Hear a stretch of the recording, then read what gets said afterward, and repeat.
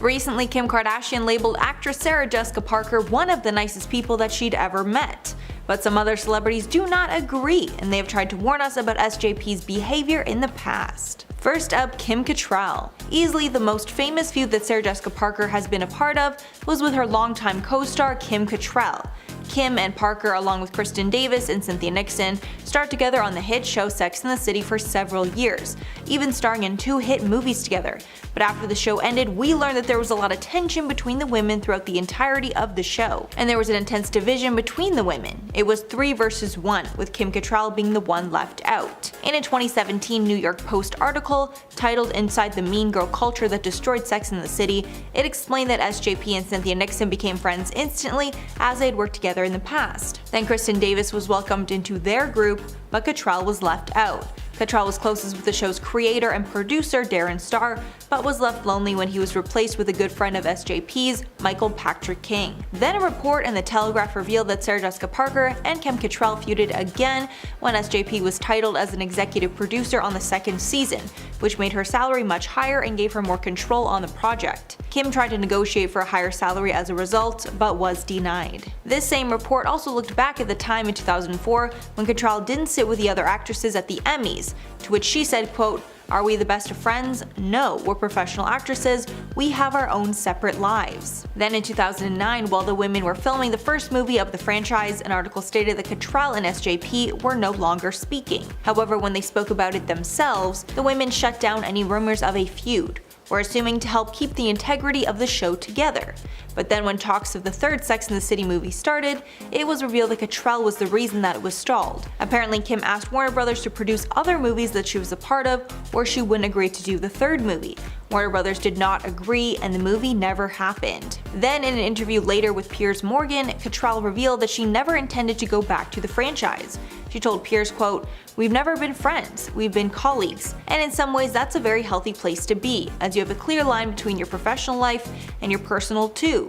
Adding, quote, "I really think Sarah Jessica Parker could have been nicer." But this feud is not over. Things picked up once again when Cattrall's brother passed away. Sarah Jessica Parker took to Instagram to share her condolences. She wrote in an Instagram comment, quote, "Dearest Kim, my love and condolences to you and yours, and Godspeed to your beloved brother." But Kim hated this comment so much that she decided to respond in a separate post. The post tagged Parker and said, quote, "Your continuous reaching out is a painful reminder of how cruel you really were then and now.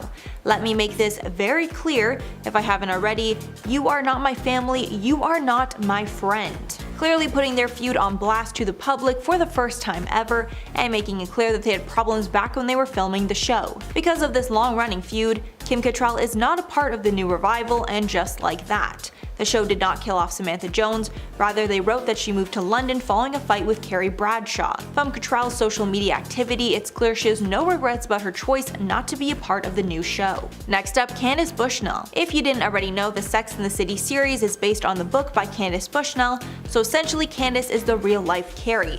Bushnell's book was inspired by the column she wrote for the New York Observer in the 1990s. And after the feud started, she decided to weigh in on the feud between the ladies and seemingly took Cattrall's side over Parker's. Bushnell told the New York Post, quote, "I absolutely love Kim, but it seems she wants to do other things and she doesn't feel like doing the show. Maybe she doesn't want to be the character anymore. Maybe she doesn't want to put the Spanx on." Adding, quote, "In real life those women are not those characters, they are the opposite.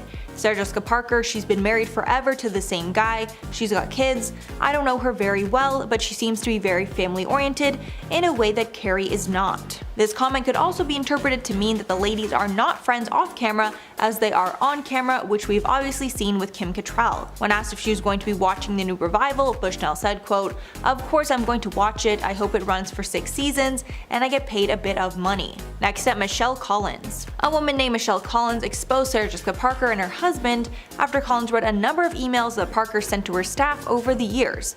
In the emails that Collins claimed were written by Parker, she told her staff to refill a tiny container of Vaseline with a small spoon or knife for her children's use. In the email, Parker stressed not to make the refill jar too big so that it doesn't clutter her home. Also, after this is done, the cutlery used for that task must be washed in a specific way. It must be hand washed using a paper towel followed by a cycle in the dishwasher. In another email, Parker also requested that a bottle of face wash and Neutrogena body wash be continually replenished for her 14-year-old son, James Wilkie, in his personal shower. One of Parker's staff allegedly revealed that they are not allowed to buy multiples of any products and said they must check the levels of everything daily and only buy something new if it needs to be immediately replaced. Michelle Collins also claimed that when SJP's kids came down with pink eye, Parker sent the team instructions on how eye drops should be administered, including how hard the children should blink after. The last email shared showed Parker's shopping list for her family's Taco Tuesday dinner, which included, quote, "whatever meat goes in tacos."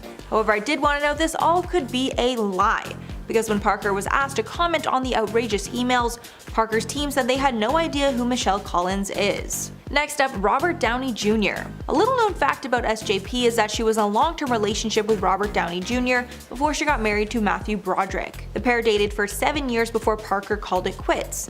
Years later, they both revealed secrets about the relationship, and Parker exposed that she had to let him go due to his struggles with illicit substances. Parker then revealed in a Vanity Fair interview that the relationship taught her how to be a parent.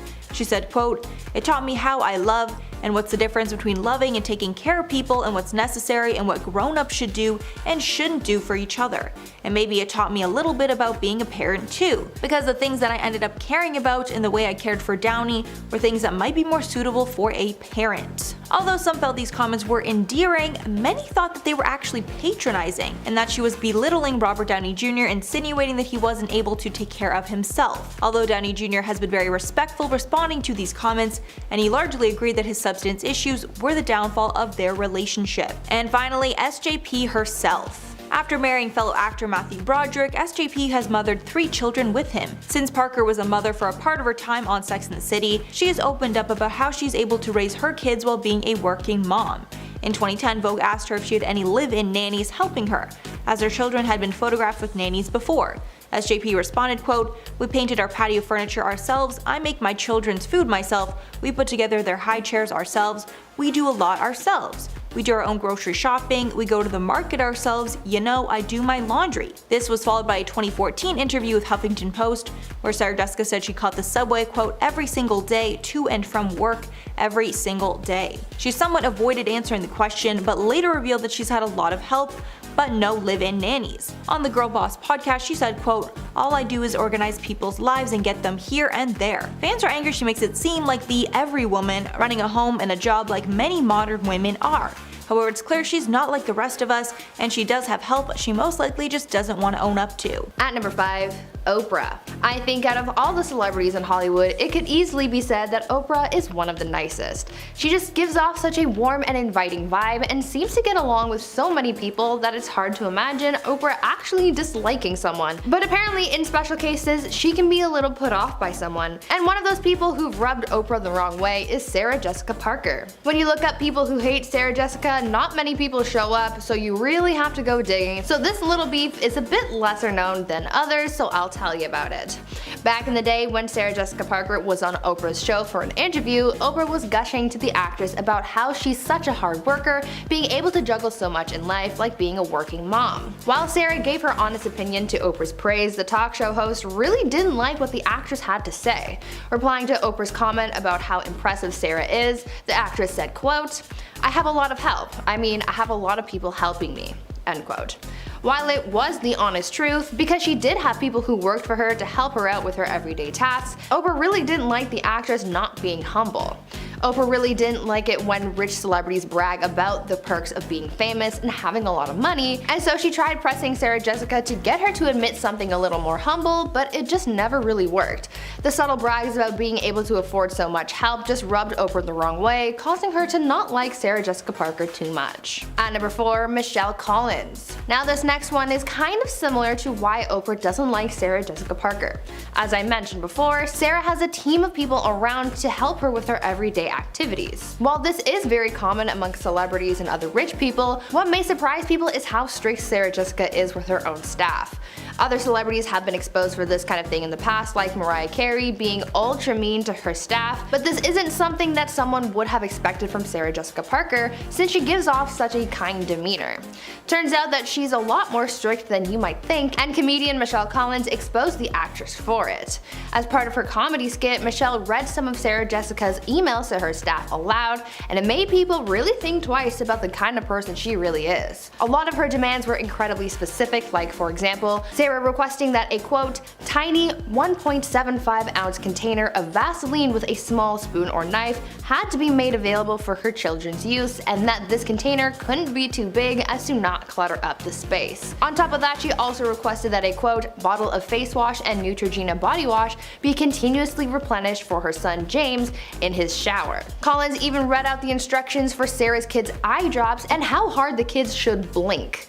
Michelle exposed Sarah for being a behind-the-scenes diva, so maybe this had malicious intent behind it because the demands were just so ridiculous. Before we carry on talking about people who haven't been too fond of Sarah Jessica Parker, why not take a moment to leave a like on this video if you're enjoying it so far, and while you're at it, consider subscribing to the channel to see more videos like this one. At number 3, Robert Downey Jr. Did you know that back in the 80s, Sarah Jessica Parker and Robert Downey Jr. used to date? Because for a long time, I had no idea. But yeah, they were in a long-term relationship until everything came crashing down. On the surface, it looked like they were madly in love, which in a way they were, and in one interview from back in the day, RDJ even said that he hoped to marry Sarah in the near future, but clearly that never happened. Now you might be wondering, if he wanted to marry her, then why did they end up breaking up, and does Robert really hate Sarah?